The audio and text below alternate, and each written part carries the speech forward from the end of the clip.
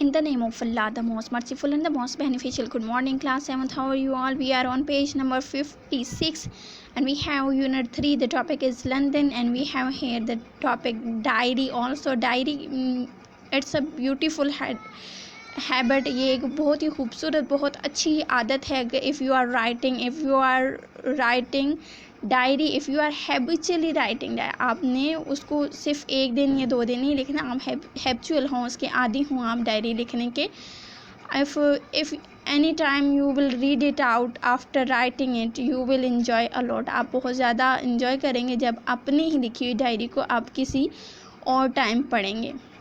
The Great Fire of London September 1666 में सितंबर 1666 में जो है वो फायर हुई, उसके बारे में फायर हुई, आग लगी, उसके बारे में हम रीड आउट करेंगे. The Great Fire of London started in baker's shops in Pudding Lane during the night of the 1st September 1666. 1 सितंबर 1666 को जो है वो रात के टाइम में बेकर की शॉप में लंदन में जो है वो आग भड़की.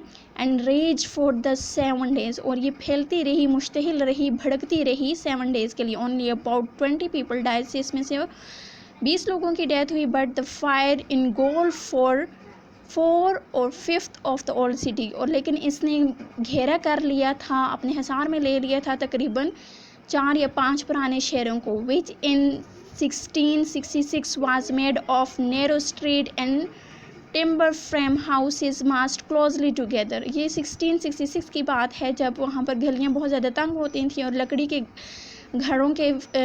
के फ्रेम के घर बनाए जाते थे. मतलब ये कि उसमें बहुत ज़्यादा लकड़ी इस्तेमाल की जाती थी और ये बहुत ज़्यादा नज़दीक होते थे, एक दूसरे के बहुत करीब होते थे. और and the great fire destroyed 13,200 houses. इसने तकरीबन 13,200 घरों को जो है वो तबाह बर्बाद कर दिया था, जला के राख कर दिया था. 89 churches and man of the great many of the London great landmark including St. Paul cathedral जो है वो कहते हैं गिरजा को. अब कैथेड्रल भी उन्होंने आग की वजह से जो है उसको भी नुकसान हुआ, वो भी ख़त्म हो गया. और इसके अलावा बहुत से बड़ी बड़ी इमारतें जो थी वो सारी की सारी जो है वो ख़राब हो गई. Samuel Pep's 1633 is the date of birth and 1703 is the date of death. is England's most famous diarist. उसको डायरिस्ट कहते हैं जो डायरी लिखने वाला होता है. Diarist is someone who writes a diary. Diarist उसको कहते हैं जो डायरी लिखता हो. Just a biographer, just like a biographer, someone whose writes biography, जो बायोग्राफी लिखता है, जो आप बीती लिखते हैं, जो स्वाने हयात लिखता है, उसके बारे में जो ज़िंदगी की कहानियाँ लिखता है. He held an important post as secretary और to the Admiralty and the diary from 1660 until his eyesight began to fail in 1669. उसने जो है वो डायरी लिखनी स्टार्ट की थी. कब की थी? 1660 में.